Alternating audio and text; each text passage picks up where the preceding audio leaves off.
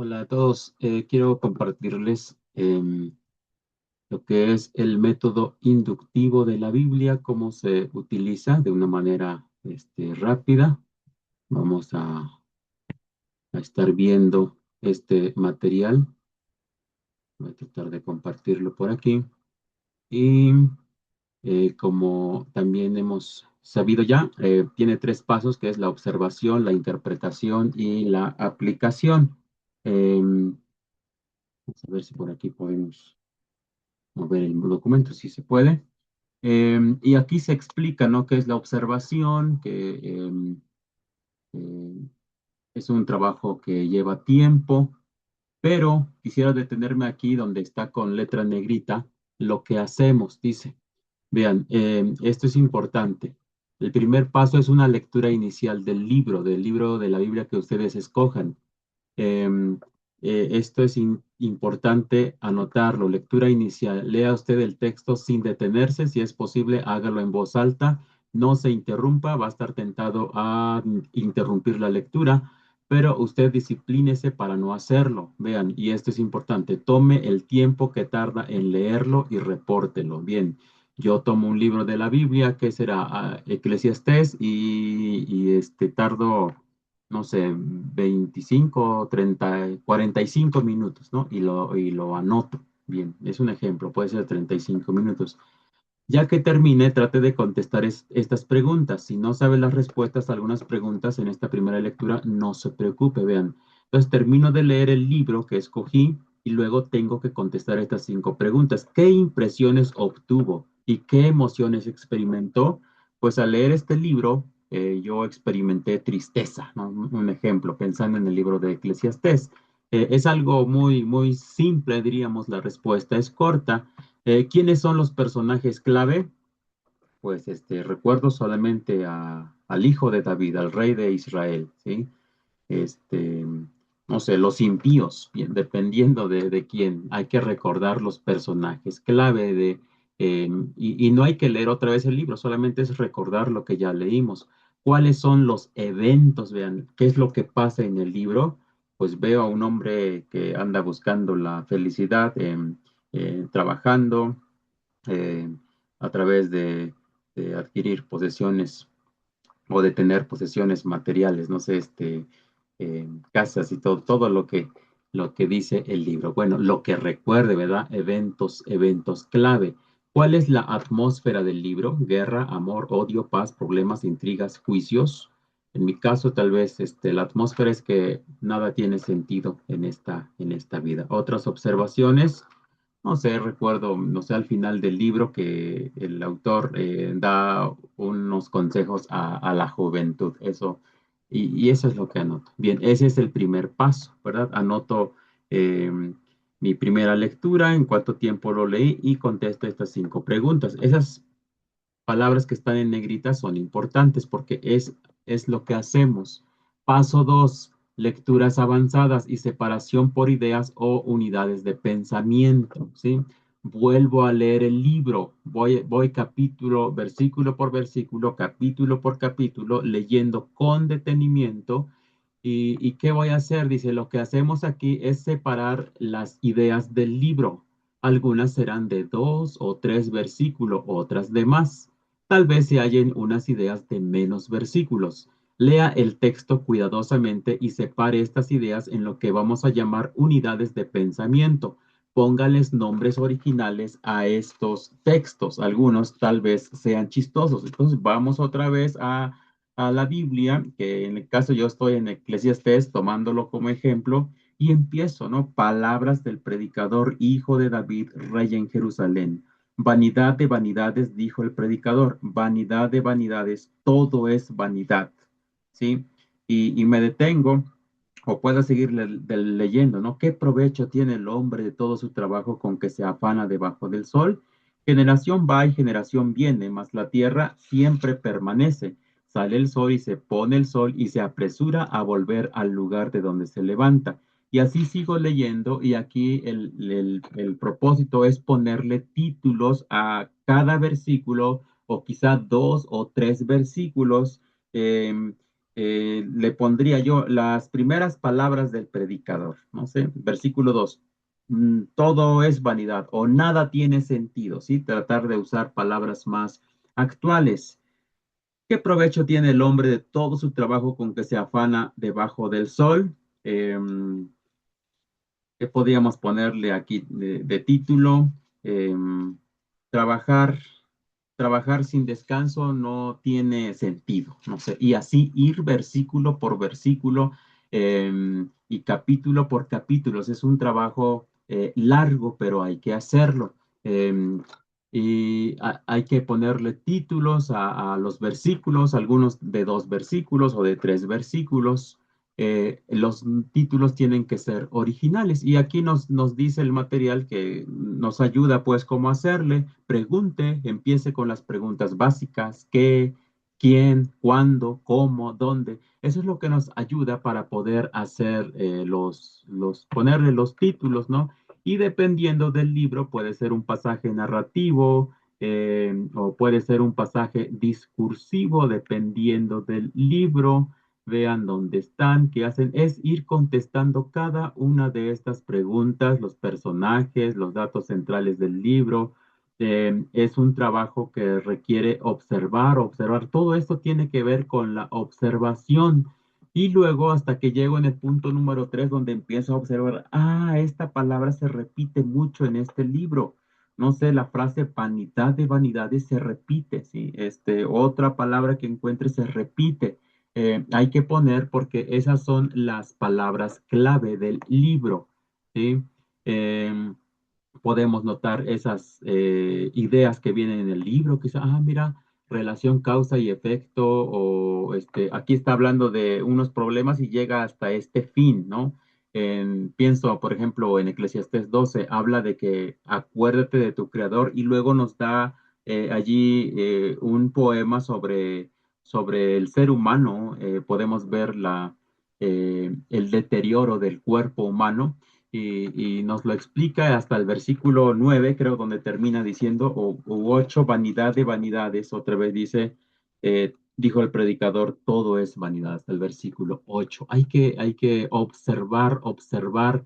Ese sería el inciso de declaración general al comienzo, seguida con una explicación y evidencias específicas o una declaración sumaria al final, precedida por una serie de ideas. Me acordé de ese capítulo, no lo estoy estudiando ahorita a profundidad, pero les estoy dando un ejemplo de cómo utilizar el método inductivo. El paso 3, vean, otra vez volvemos a leer el libro, ya sería aquí la tercera lectura del libro para identificación de las palabras. Tomamos nuestra Biblia y ahora subrayamos, vean. Por aquí hubo un error de que puse en azul repetir los nombres de lugares. Ahí debería decir los nombres de personas, ¿sí? Entonces, si estamos tomando en este ejemplo que les estoy dando, Eclesiastés, hay que ir palabra por palabra, palabras, vean, palabras del predicador. Quizá, aunque aquí se refiere a una persona, quizá lo subrayo de azul, pero por allí también nos dice que podemos utilizar otros colores. Como ya leí Eclesiastés por lo menos 2 veces, ya sé que predicador se repite varias veces. Quizá yo agarro otro color para subrayar predicador, porque esto se está repitiendo en el libro. Vean, hijo de David. Allí le subrayo de azul, hijo de David, y luego rey en Jerusalén. Jerusalén lo subrayo de verde porque es nombre del lugar. La idea es subrayar o colorear todas las palabras del libro, versículo por versículo, capítulo por capítulo. Vanidad de vanidades. Quizá esa frase me interese porque como ya lo leí 2 veces, recuerdo que esa frase se repite en todo el libro. Entonces quizá escojo otro color aparte de los que están aquí, los 6 que tenemos aquí de ejemplo. Tal vez ahora aparto o escojo un color, no sé, gris, vanidad de vanidades. Pensé en algo gris, algo sombrío, ¿no? Dijo es un verbo, eso lo subrayo de anaranjado. El predicador, quizá del color que escogí, como sé que se va a repetir mucho esta palabra, o lo puedo subrayar de azul porque es nombre de una persona. Vean, vanidad de vanidades, todo es vanidad. Quizá lo subrayo otra vez de gris porque es un color que escogí aparte. Y así ir por todo el libro, desde el capítulo 1, versículo 1, hasta el capítulo 12, el último versículo que es el capítulo 14. Ese es un trabajo precioso para poder distinguir las palabras, para poder ver de qué tratan las palabras. Como vimos aquí, verde es nombre de lugares, azul tiene que ser nombre de personas, amarillo los nombres que se refieren a alguna persona de la Trinidad, puede ser Dios, Jehová, Padre, Hijo, Espíritu Santo, si hubiere. Rojo, las promesas de Dios. Café, los pecados. Vean, tal vez le quieras cambiar y quieres ponerle negro, bueno, pero tienes que anotar allí. Y anaranjado, como dije, los verbos. Entonces podemos inventar otros tópicos para señalar u otros colores, pero hay que explicar. Vean, paso 4. Seguimos con el primer paso que se llama observación. Observaciones adicionales y correcciones. Eso también es interesante. Este paso es reflexivo y en su caso correctivo, es decir, usted reporta algunas observaciones nuevas que ha estado adquiriendo. ¿Sí? Obviamente estas observaciones nuevas le traerán nuevas emociones y señalamientos a su vida propia o a su propia vida. Regístrelos. Dice, tal vez quiera corregir algunas separaciones de textos. Ahora que volviste a leer ir subrayando, dijiste, aquí me faltó otro título a este versículo y le ponemos otro título. O tal vez digas, no, pues yo aquí yo separé estos versículos y estos van juntos. Es un mismo tema que está tratando el pasaje que estoy leyendo. Tal vez más tópicos en la clave de colores, tal vez viste que otra palabra se repetía y dijiste, no, esto lo tengo que subrayar de otro color. No importa si ya lo subrayaste de un color, puedes subrayarlo de otro color. Todo lo nuevo y lo correctivo que desee agregar. Hasta aquí, este es el trabajo que corresponde a la observación. Es un trabajo largo, es un trabajo un poco pesado para poder llegar al punto 2, que es la interpretación. ¿Sí? La interpretación, como bien pusieron o como bien saben, se refiere al significado de las palabras, ¿sí? Aunque aquí para este trabajo no se hace el significado de cada palabra de todo el libro, sino solamente de palabras básicas, de palabras clave del libro, es en lo que nos enfocamos. Pueden ser frases o pueden ser palabras. Como en el caso de Eclesiastés puede ser vanidad de vanidades, todo es vanidad, buscar el significado en los diccionarios bíblicos para poder ver lo que el autor quiso decir, ¿sí? Entonces vemos el significado de palabras clave. Diríamos que aquí no es tanto problema porque ya hicimos el trabajo más pesado que es la observación. Ahora estamos viendo esas palabras clave y buscando en diccionarios el significado de esas palabras o de esas frases, vean, y hasta podemos hacer un resumen, ¿no? Vean, a través de las palabras clave podemos decir que el autor quiso decirnos, enseñarnos esto en el libro por las palabras clave al buscar su significado. Y llegamos por aquí al paso 5, vean, qué es lo que ya hacemos con esta parte: identificación del significado de las palabras, de las frases o ideas en su contexto original. Para ello nos ayudan los diccionarios bíblicos, comentarios bíblicos, diccionario de palabras. Evaluamos hechos y declaraciones y determinamos qué quiso decir el autor, ¿sí? Eh, Evaluamos los textos difíciles o los que se llaman pasajes oscuros. Si hay pasajes de difícil interpretación, vemos qué dicen los diccionarios, vemos qué dicen los comentarios y llegamos a una conclusión. Por aquí se explica, debemos a estas alturas consultar la bibliografía especializada, vean, diccionarios, comentarios, léxicos, concordancias, diccionarios del idioma original. Eso es muy, muy importante. Dice, también debemos hacer un estudio, aunque sea sencillo, del contexto histórico del autor, del pueblo de Israel, de los personajes, de la historia de los pueblos vecinos. Esto dependiendo del libro que estamos estudiando. Hay que hacer un estudio del contexto histórico, quién gobernaba en ese tiempo, cómo estaba el pueblo de Israel, cómo estaban los pueblos alrededor de Israel si estamos en el Antiguo Testamento. Y así llegamos al paso número 3, que se llama aplicación, que es para qué me sirve todo esto que he estado descubriendo, todo lo que he aprendido. Vean, por aquí hay unas preguntas que nos ayudan, algunos ejercicios, meditar sobre el tema, sobre los puntos principales, hasta que Dios me hable al corazón. Vanidad de vanidades, si estoy en Eclesiastés, estoy siguiendo algo, estoy persiguiendo algo que la Biblia dice que es vanidad, si me pregunto yo, medito sobre ese tema, medito sobre las palabras clave, ¿para qué me sirve a mí aprender esto? Y luego me hago unas preguntas. ¿Hay algo para creer? Vean, ¿qué enseña el pasaje acerca de Dios, acerca de las obras de Dios, acerca de la vida con Dios o acerca de la vida sin Dios? Vean, entonces, llego a esas conclusiones, algo por lo cual alabar a Dios, algo que me hace regocijar o algo que le hace regocijar a mi Dios, ¿sí? ¿Qué cosas puedo agradecer a Dios? Eso es aplicación. O algo que enmendar, ¿sí?